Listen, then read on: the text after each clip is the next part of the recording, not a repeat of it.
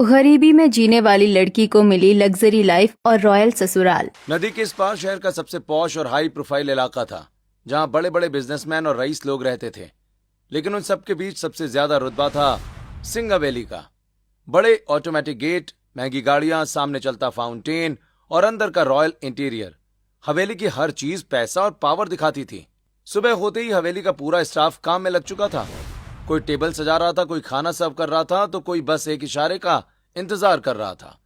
बड़ी सी dining table पर दुनिया भर के महंगे पकवान लगे थे, लेकिन इतनी शान और शौकत के बीच भी राजेश्वरी सिंह अकेली बैठी थी।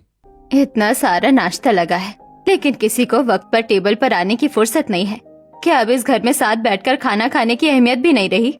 तभी देवेंद्र सिंह हाथ में फाइल और फोन लिए बिजनेस कॉल पर बात करते हुए वहां आते हैं। उनके पीछे एक छोटा रोबोट कॉफी और फाइल्स लेकर चल रहा था। देवेंद्र के बैठते ही कुर्सी अपने आप पीछे सरकी और सामने की स्क्रीन ऑन हो गई। हाँ मिस्टर अरोड़ा, मुझे वो मीटिंग हर हाल में 10 बजे चाहिए। सारे पेपर्स तैयार होने चाहिए, कोई गलती नहीं होनी चाहिए। थोड़ा सा टाइम फैमिली को भी दे दिया कीजिए।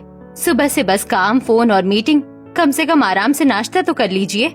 तभी रोबोट आगे बढ़कर देवेंद्र सिंह को गरम ब्लैक कॉफी सर्व करता है। देवेंद्र बिना किसी की तरफ देखे कॉफी का कप उठाकर फिर फोन में बिजी हो जाते हैं। देखो राजेश्वरी, मुझे तुम्हारी इन फालतू की घरेलू बातों के लिए वक्त नहीं है। सुबह सुबह मैं ब्लैक कॉफी पीता हूँ और वो मेरे रोबोट ने मुझे सर्व कर दिया है। मुझे इस भारी भरकम नाश्ते की जरूरत नहीं है। तुम सब खाना खाओ और मेरे करोड़ों के प्रोजेक्ट्स मेरा इंतजार कर रहे हैं। देवेंद्र सिंह जल्दी से ब्लैक कॉफी खत्म करते हैं और फोन पर बात करते हुए वहां से बाहर निकल जाते हैं। उनके पीछे एक रोबोट उनका ब्रीफकेस लेकर कार की तरफ चला आता है। राजेश्वरी सिंह बस चुपचाप उन्हें जाते हुए देखती रह जाती है। तभी ऊपर से निहारिका और साक्षी भारी मेकअप और ब्रांडेड कपड़ों में सज धज कर नीचे आती हैं। हाय निहारिका, आज की किटी पार्टी वाकई धमाकेदार होने वाली है। मैंने सब कुछ प्लान कर लिया है। मेरे फार्म हाउस पर हम सब बहुत मजे करेंगे। आज तो बस पार्टी मोड ऑन है यार। बिल्कुल साक्षी भाभी, मैं तो बहुत एक्साइटेड हूँ। वैसे भी इस घर की बोरियत से बाहर निकलना बहुत जरूरी है। आज तो ढेर सारी फोटोज क्लिक करेंगे और सोशल मीडिया पर पोस्ट करेंगे। हॉल में बैठी राजेश्वरी ने जैसे ही अपनी बेटी और बड़ी बहू को देखा, वो दंग रह गई। दोनों घर की जिम्मेदारियां और बीमार बच्चे को भूलकर सज धज कर हंसी मजाक में लगी थीं। ये देखकर राजेश्वरी की आंखें नम हो गईं। तुम दोनों सुबह सुबह इतनी तैयार होकर कहाँ जा रही हो? और बहू, तुमने तो कल कहा था कि विराज को आज डॉक्टर के पास लेकर जाना है। उसकी हालत ठीक नहीं लग रही, वो बहुत चिड़चिड़ा हो गया है। ओहो मम्मी जी, मैं वाकई भूल गई थी। मेरा मतलब है कि मुझे याद तो था, पर अब मेरी बहुत बड़ी कमिटमेंट हो गई है। अगर मैं अपनी सहेलियों को मना कर दूंगी तो लोग कहेंगे कि मैं जुबान की पक्की नहीं हूँ। लोगों की टेंशन है तुम्हें, पर अपने बेटे की नहीं। वो 6 साल का बच्चा है, उसे माँ की जरूरत है। उसे डॉक्टर को दिखाना बहुत जरूरी है। मम्मी जी, बच्चे को कुछ नहीं हुआ है, बस थोड़ा सा मूड खराब है उसका, बाद में दिखा देंगे। और वैसे भी इस घर में नौकरों की फौज है, उसकी पर्सनल नैनी है, पूरा स्टाफ है, कोई भी ले जाएगा उसे डॉक्टर के पास। मेरा जाना जरूरी नहीं है। राजेश्वरी सिंह के मन में सवालों का तूफान था। वो साक्षी को रोककर विराज की तबीयत और उसकी जिम्मेदारियों पर बात करना चाहती थी, लेकिन इससे पहले ही साक्षी और निहारिका हंसते खिलखिलाते हवेली से बाहर निकल गईं। राजेश्वरी की आंखों में नमी आ जाती है। तभी बड़ा बेटा विराट लड़खड़ाते हुए कदमों से घर के अंदर आता है। उसके मुंह से शराब की तेज बदबू आ रही थी। विराट, तुम फिर सुबह सुबह शराब पी कर आए हो? ये क्या हाल बना रखा है अपना? रात भर कहाँ थे तुम? घर की कोई फिक्र है भी या नहीं? मम्मी प्लीज, अब आप लेक्चर शुरू मत कीजिए। मेरा सिर पहले से ही फट रहा है। और ये पापा कहाँ हैं? मुझे उनसे पैसे चाहिए।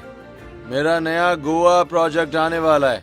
तभी देवेंद्र सिंह, जो अपनी इम्पोर्टेंट फाइल भूल गए थे, अंदर आते हैं और विराट को इस हाल में देखकर भड़क जाते हैं। शर्म आती है मुझे कि तुम मेरे बेटे हो। कब समझो कि अपनी जिम्मेदारियां तुम? हाँ, सुबह के 10 बज रहे हैं और तुम नशे में धुत हो। तुमसे छोटा आरव है, कम से कम उससे ही कुछ सीख लो तुम। आप जिम्मेदारियों की बात मत किया कीजिए। आपने भी अपनी बहुत सी जिम्मेदारियां सिर्फ मम्मी के भरोसे छोड़ दी थी। उनमें से आपके 3 बच्चे भी थे, जिन्हें आपकी सबसे ज्यादा जरूरत थी। खैर छोड़िए, 2 करोड़ कैश चाहिए मुझे। तभी सीढ़ियों से नीचे उतरते हुए आरव सिंह की नजर हॉल के तनाव भरे माहौल पर पड़ी। विराट और देवेंद्र को आमने सामने देख वो तुरंत शांत चेहरे के साथ उनके पास आ गया। अरे पापा, क्यों सुबह सुबह टेंशन ले रहे हैं आप? बीपी हाई हो जाएगा। विराट भैया आप जाइए, थोड़ा आराम कर लीजिए। मम्मी आप नाश्ता कीजिए, मैं आपके साथ बैठता हूँ। विराट गुस्से में पैर पटकते हुए एलिवेटर की तरफ चला जाता है। देवेंद्र भी फाइल लेकर बड़बड़ाते हुए बाहर निकल जाते हैं। डाइनिंग टेबल पर सिर्फ राजेश्वरी और आरव बचते हैं। बेटा, इस घर में कभी शांति नहीं होगी। रोज का यही ड्रामा है। इतना खाना बनता है और रोज सब कूड़े में जाता है। बहू को पार्टी से फुर्सत नहीं, बेटे को शराब से और तुम्हारे पापा को काम से। मम्मी आप उदास मत होइए, आप टेंशन लेंगी तो आपकी तबीयत और बिगड़ जाएगी। मैं हूँ ना आपके पास, वक्त के साथ सब ठीक हो जाएगा माँ। देखो इस तरफ, शर्मा जी के घर में सिर्फ 2 लोग रहते हैं। उनके बच्चे बाहर हैं, फिर भी वो कितने खुश हैं। और हमारा भरा पूरा परिवार होने के बावजूद कोई किसी का नहीं है। विराज को देखो, बेचारा अकेलापन झेल रहा है। तभी विराज दौड़ता हुआ आता है। उसके पीछे उसकी नैनी और 2 नौकर भाग रहे होते हैं। मुझे स्कूल नहीं जाना, मुझे मम्मी के पास जाना है। कोई मेरे साथ नहीं खेलता, सब मुझे डांटते रहते हैं। इतना कहकर विराज उदास होकर अपने खिलौने वाले किड्स एरिया की तरफ चला जाता है। देख रही है ना मम्मी, इतने खिलौने हैं इसके पास, लेकिन साथ देने वाला कोई नहीं। यही अकेलापन इसे चिड़चिड़ा बना रहा है। चलिए मम्मी, थोड़ी देर टेरेस पर चलते हैं, वहीं थोड़ा सुकून मिलता है। आरव अपनी माँ के साथ धीरे धीरे छत पर आ गया। हल्की हवा चल रही थी। आरव बैल्कनी के पास जाकर खड़ा हो गया और दूर नदी के उस पार फैली झोपड़ियों और कच्चे मकानों वाली बस्ती को चुपचाप देखने लगा।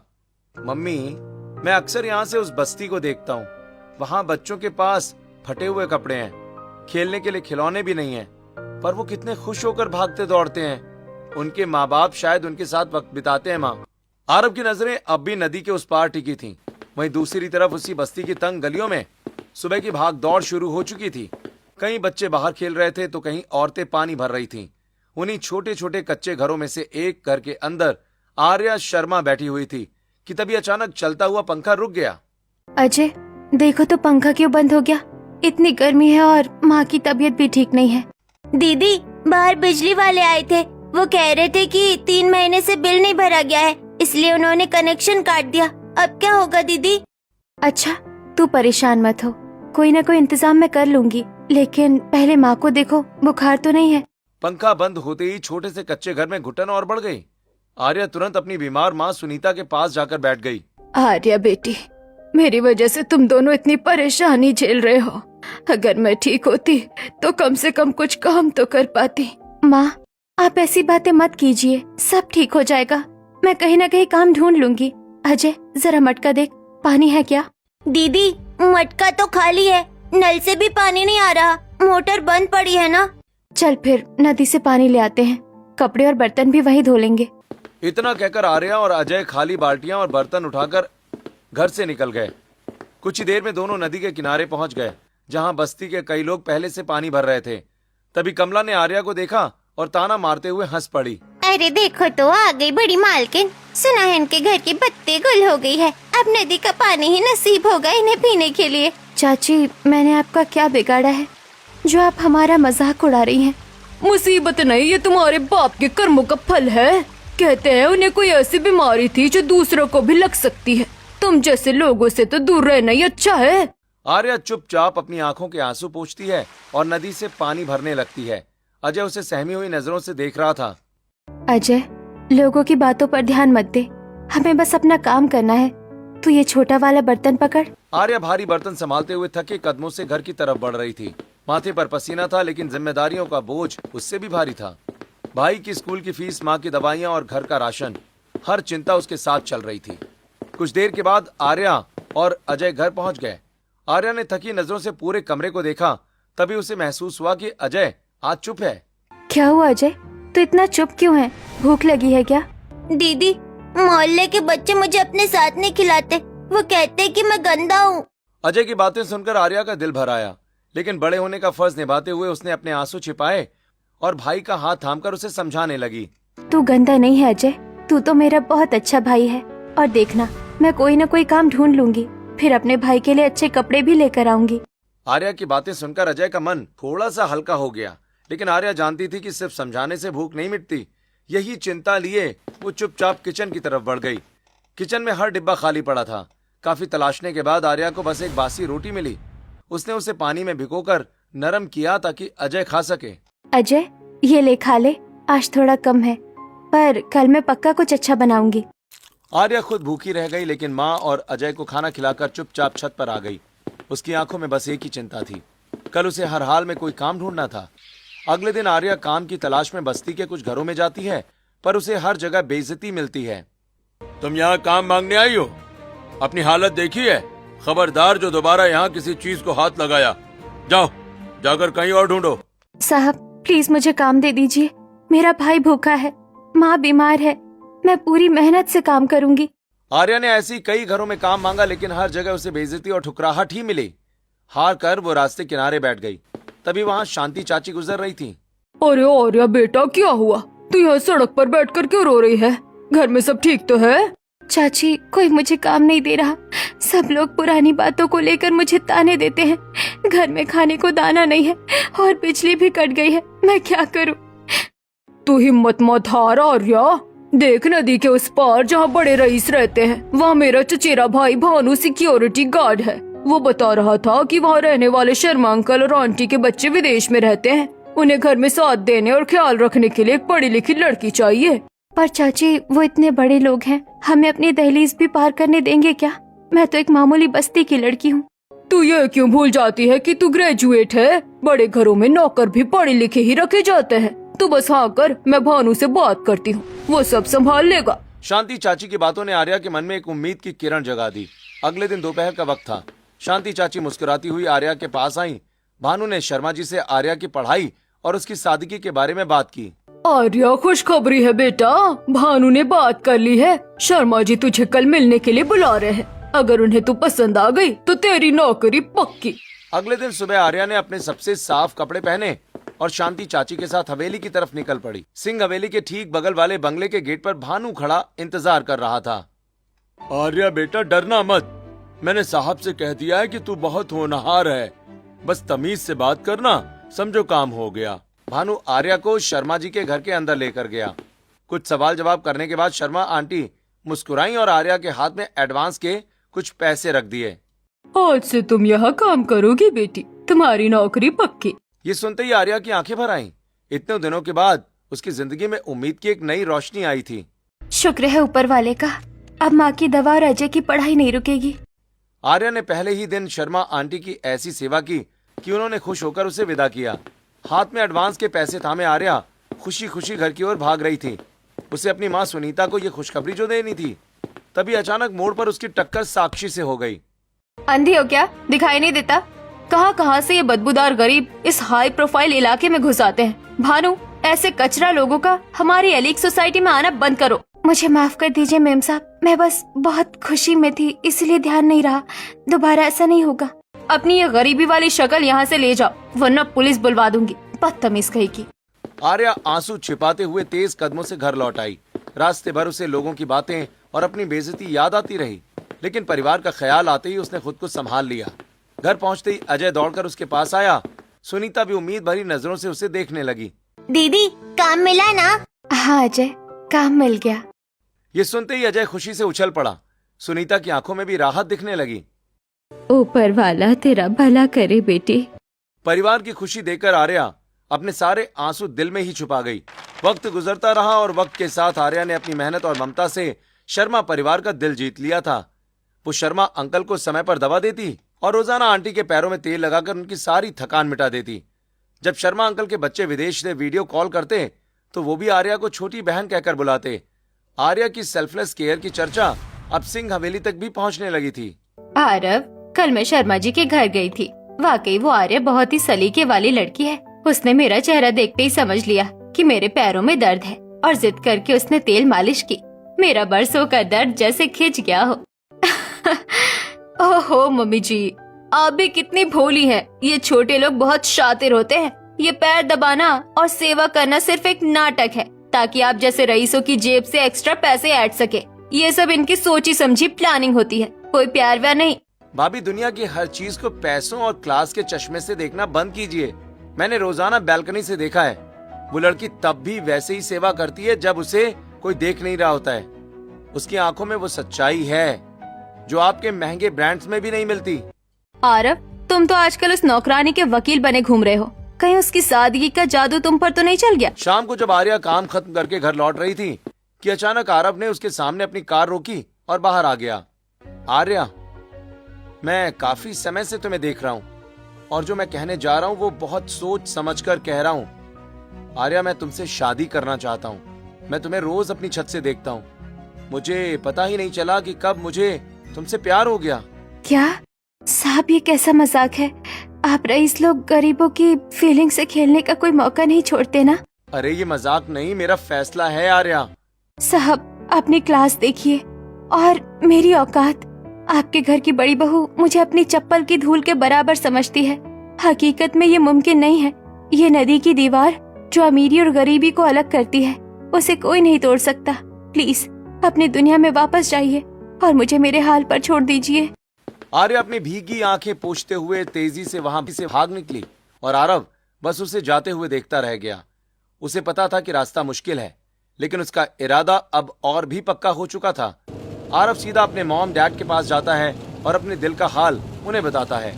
क्या तुम्हारा दिमाग ठिकाने तो है आर्यन? उस नौकरानी से शादी करोगे तुम? हाँ, लोग हंसेंगे मुझ पर, मेरी बिजनेस डील्स खराब हो जाएंगी। क्या सच में तुझे आर्या पसंद है? मुझे भी पसंद है। पापा, आपने हमेशा पैसों को रिश्तों से ऊपर रखा है। देखिए आज घर का क्या हाल है। राहुल भाई शराबी बन गए, भाभी को सिर्फ पार्टी से मतलब है। मुझे ऐसा घर नहीं चाहिए पापा। मुझे एक ऐसी लड़की चाहिए जो इस घर को वापस से घर बना सके, और वो सिर्फ आर्या कर सकती है। जो भी हो, मैं शादी की इजाजत कभी नहीं दूंगा। अगर तुमने उससे शादी की तो तुम्हें इस घर से कुछ नहीं मिलेगा। मुझे आपकी जायदाद नहीं चाहिए पापा, मुझे बस आपका आशीर्वाद चाहिए, और अगर आप नहीं देंगे तो भी मैं आर्या से ही शादी करूंगा। घर में कोहराम मच जाता है। साक्षी और निहारिका आग में घी डालने का काम करती हैं। देखा मम्मी जी, मैंने कहा था ना, ये गरीब लड़कियां बहुत तेज होती है। कैसे आरव को अपने जाल में फंसा लिया। वाह, व्हाट अ ट्रांजिशन। घर की नौकरानी से सीधे घर की मालकिन। भाई का टेस्ट इतना खराब होगा ये मैंने सोचा भी नहीं था। उस गंदी बस्ती की लड़की के साथ हम एक टेबल पर बैठेंगे, कभी नहीं। अब जब आप सब लोगों ने अपनी बातें कह दी हैं तो मेरा भी फैसला सुन लीजिए। अगर आर्या इस घर की बहू नहीं बनेगी तो आरव भी इस घर का बेटा बनकर नहीं रहेगा। हवेली में अगले 3 दिनों तक जैसे मातम सा छा गया। आरव ने ना तो किसी से बात की और ना ही ऑफिस गया। उसने खुद को कमरे में बंद कर लिया था। राजेश्वरी सिंह का रो रो कर बुरा हाल था और देवेंद्र सिंह का बिजनेस आरव के बिना लड़खड़ाने लगा था। अंत में बेटे की जिद और गिरते बिजनेस को देख देवेंद्र सिंह को झुकना ही पड़ा। राजेश्वरी, आरव से कहो कि हम तैयार हैं उसकी शादी आर्या से कराने के लिए। लेकिन पापा। बस साक्षी, अब और बहस नहीं। आरव को कहो कि हम उस लड़की का हाथ मांगने उसके घर चलेंगे। ये सुनकर आरव के चेहरे पर मुस्कान आ गई। अगले दिन जैसे ही सिंह हवेली की गाड़ियां उस तंग गली में खड़ी हुई, पूरे मोहल्ले में सनसनी फैल गई। लोग अपनी खिड़कियों और छतों से झांकने लगे। मोहल्ले वालों के लिए ये किसी अजूबे से कम नहीं था, लेकिन जहां कुछ लोग खुश थे वहीं जलने वालों की कमी नहीं थी। देखा, मैं तो पहले ही कहती थी ये लड़की वहाँ काम करने नहीं जाल बुनने जाती है। जरूर इस अमीर लड़के को अपनी चिकनी चुपड़ी बातों में फंसा लिया होगा। अरे भाई, ये तो फिल्म जैसा हो गया। जो लड़की कल तक पानी के लिए तरसती थी, आज वो करोड़ों की मालकिन बनेगी। बाहर मोहल्ले में औरतें जहर उगल रही थीं और अंदर आरव और आर्या के रिश्ते की बातें हो रही थीं। आर्या, बाहर की बातों पर ध्यान मत दो। आज से तुम इस बस्ती की मामूली लड़की नहीं, सिंह खानदान की बहू हो। हाँ बेटा, अब तुम हमारे घर की रौनक हो। सुनीता जी, रिश्ता पक्का समझिए। डरो मत आर्या, अब मैं तुम्हारे साथ हूँ। जो आज ताने दे रहे हैं ना, कल वही तुम्हारे लिए पलकें बिछाएंगे। रिश्ता पक्का हुआ और देखते ही देखते शादी का दिन भी आ गया। जिस मोहल्ले की धूल भरी गलियों में आर्या कभी पानी के लिए तरसती थी, आज वहां फूलों से सजी गाड़ियों का तांता लगा था। किस्मत ने ऐसी करवट बदली कि कल की नौकरानी आज रॉयल ससुराल में बहू बनकर आ गई थी। देख रही हो निहारिका, कल तक जो यहाँ हमारे पैरों में तेल लगाती थी, आज वो इस घर की रानी बनकर आ रही है। सच कहा भाभी, भाई ने एक मामूली लड़की को हमारे सिर पर बैठा दिया। इन कड़वे तानों के बीच आर्या ने जैसे ही कदम बढ़ाया, हवेली के सेंसर वाले ऑटोमेटिक गेट अपने आप खुल गए। अंदर का नजारा देख उसकी आंखें फटी की फटी रह गईं। हर तरफ आर्टिफिशियल इंटेलिजेंस और रोबोटिक मशीनें काम कर रही थीं। जो सफाई कल तक आर्या खुद हाथों से करती थी, आज वहां स्मार्ट रोबोट्स फर्श चमका रहे थे। यहाँ तो सब कुछ इशारों पर चलता है, लाइट से लेकर दरवाजों तक। देख लो निहारिका, इसे तो स्मार्ट होम का मतलब भी नहीं पता होगा। अब ये यहाँ झाड़ू नहीं रिमोट ढूंढेगी। आर्या, ये तुम्हारा नया घर है, यहाँ तुम्हें हाथ हिलाने की भी जरूरत नहीं, सब कुछ ऑटोमेटिक है, बस आराम करो। रात गहराते ही हवेली का सेंसर सिस्टम नाइट मोड पर आ गया। रॉयल ससुराल देखकर आर्या अभी भी सुन्न थी। तभी सब अपने अपने कमरों की ओर बढ़ने लगे। हे, सब अपने कमरों में जा चुके हैं आर्या, चलो अब तुम्हें आराम करना चाहिए। हॉल की लाइट्स खुद ब खुद धीमी हो गई। साक्षी और निहारिका के जाने के बाद हॉल में सन्नाटा छा गया। आर्या भारी मन और नई उम्मीदों के साथ अपने रॉयल कमरे की ओर बढ़ गई। अगली सुबह आर्या की पहली रसोई की रस्म थी। हाईटेक किचन में स्मार्ट रोबोट्स और यूनिफॉर्म पहने सर्वेंट्स मुस्तैद थे। आर्या ने उनकी मदद से सेंसर वाले चूल्हे पर शाही नाश्ता तैयार किया और उसके बाद वो वहां बैठी सबका इंतजार कर रही है कि लोग आए और नाश्ता करें। बहुत इंतजार के बाद उसने सर्वेंट से पूछा, कोई आया क्यों नहीं? नाश्ता लग चुका है। मैम, इस घर में सब अपने अपने कमरों में ही खाना पसंद करते हैं, यहाँ साथ बैठकर खाने का रिवाज नहीं है। इतना बड़ा घर, इतनी सुख सुविधाएं, पर एक साथ बैठकर खाना खाने वाला कोई नहीं। ये कैसा रॉयल परिवार है जहाँ इंसान मशीनों की तरह अकेला रहता है। तभी आर्या की आंखों में आंसू देखकर आरव वहां आ गया। उसने चुपचाप आर्या के पास वाली कुर्सी खींची और बैठ गया। हे, उदास मत हो, कोई आए ना आए, मैं हमेशा तुम्हारे साथ बैठकर खाऊंगा। आरव ने आर्या को अपने हाथों से निवाला खिलाया। पूरी टेबल खाली थी, पर उन दोनों के बीच का प्यार उस सूने हॉल को भर गया। नाश्ते के बाद राजेश्वरी जी ने मुंह दिखाई की रस्म रखी। रईस मेहमान हवेली पहुंचने लगे। आर्या को ऑटोमेटिक मसाज चेयर पर बिठाया गया। मशीनों ने चंद मिनटों में मेकअप और बाल सेट कर दिए। आर्या दंग रह गई। घूंघट की ओट से वो चमकती दुनिया को देख रही थी कि तभी साक्षी और निहारिका उसे मेहमानों के बीच ले आईं। आर्या, ध्यान रहे, यहाँ स्मार्ट सर्वर्स ड्रिंक्स लाएंगे, बस बटन दबाना है, चिल्लाकर किसी को बुलाना मत, वरना हमारी नाक कट जाएगी। वाह, सिंह खानदान की बहू तो वाकई किसी राजकुमारी जैसे दिखती है। रस्म के बीच एक छोटा रोबोटिक ट्रे मेहमानों को तोहफे बांट रहा था। अचानक वो ट्रे एक बच्चे से टकराकर लड़खड़ाने लगा। आर्या ने फुर्ती से आगे बढ़कर ट्रे को संभाला और बच्चे को गिरने से बचा लिया। हमारी बहू को सिर्फ सजना संवरना नहीं आता, उसे रिश्तों और अपनों को संभालना भी आता है। मशीन के काम में टांग अड़ाना इसकी पुरानी आदत है। ऐसे ही कुछ दिन और बीते। आर्या धीरे धीरे इस हवेली के माहौल को समझने लगी थी। कभी वो विराज के साथ वक्त बिताती और उसके अकेलेपन को थोड़ा कम करती। एक दिन पूरा परिवार शॉपिंग मॉल आया। जी कहिए, आपको क्या लेना है? राजेश्वरी जी, ये आपकी नई बहू है ना? बताइए इनके लिए क्या दिखाऊं? कोई बढ़िया पोछा हो तो इसके लिए दिखाइए, ये पोछा बहुत अच्छा मार लेती है। चुप हो जाओ साक्षी, क्या गलत कहा मम्मी भाभी ने? सही तो कह रही है। साक्षी और निहारिका की वजह से आज भरे मॉल में आर्या को हंसी का पात्र बनना पड़ा। उसने कुछ नहीं कहा, कोई जवाब नहीं दिया, बस चुपचाप घर आई, एक कोने में बैठ गई और देर तक उदास रही। आंखें भरी थीं पर आंसू गिरने नहीं दिए। यही उसकी आदत थी, दर्द को अंदर ही पी जाना। एक दिन आर्या किचन में थी, तभी देवेंद्र जी की आवाज आई। अरे, मेरी कॉफी बनी कि नहीं? कोई मुझे कॉफी पिलाएगा कि नहीं? मेरे सिर में काफी दर्द हो रहा है, मुझे कॉफी चाहिए। पापा जी, मैं अभी आपकी कॉफी बनाकर लेकर आती हूँ। आई बड़ी पापा जी को कॉफी पिलाने वाली, अभी इसकी कॉफी बनवाती हूँ। इतना कहकर साक्षी हॉल से किचन में आती है। क्या कर रही हो तुम यहाँ पर? जेठानी जी, वो मैं रात के खाने की तैयारी कर रही थी और अभी पापा जी के लिए कॉफी बना रही हूँ। अच्छा, तुम्हें पता है ना कि पापा जी खास मसाले वाली कॉफी पीते हैं। खास मसाले वाली कौन सी कॉफी होती है जेठानी जी?